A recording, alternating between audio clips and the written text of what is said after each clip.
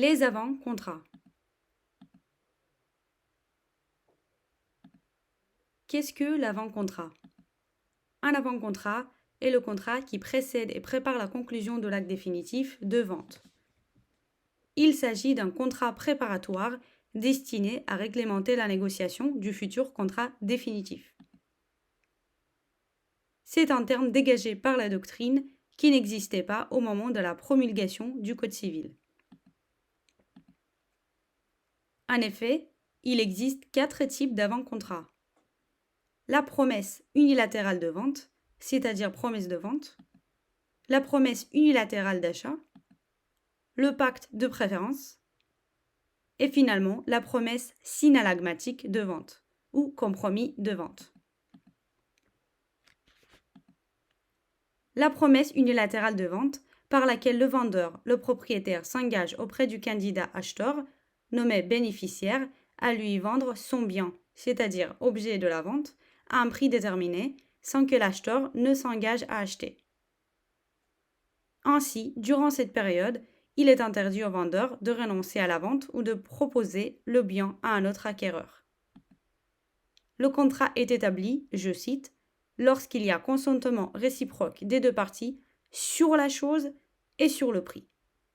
Donc ici, il faut bien retenir sur la chose et sur le prix. Et c'est l'article 1589 du Code civil.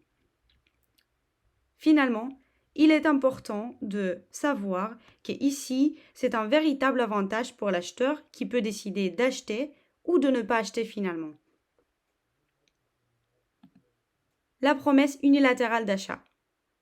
Donc ici, j'ai souligné également unilatérale comme dans le premier cas.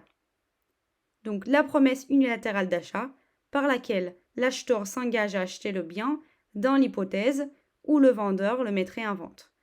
Donc ici, j'ai souligné également dans l'hypothèse. Le pacte de préférence, par lequel un vendeur s'engage à donner préférence à une autre personne pour l'achat du bien dans l'hypothèse où il le mettrait en vente. Et finalement, la promesse synallagmatique de vente ou compromis de vente, par laquelle le vendeur et l'acheteur s'engagent réciproquement. Dans ce cas, la vente est considérée comme validée, même si les parties vont conclure par la suite l'acte définitif. Donc ici, il faut bien retenir que la promesse synallagmatique de vente vaut vente, au regard de l'article 1589 du Code civil. Par exemple, si le vendeur s'engage à vous vendre quelque chose et vous vous engagez à lui payer le prix déterminé dans le contrat, il s'agit d'une promesse synallagmatique de vente.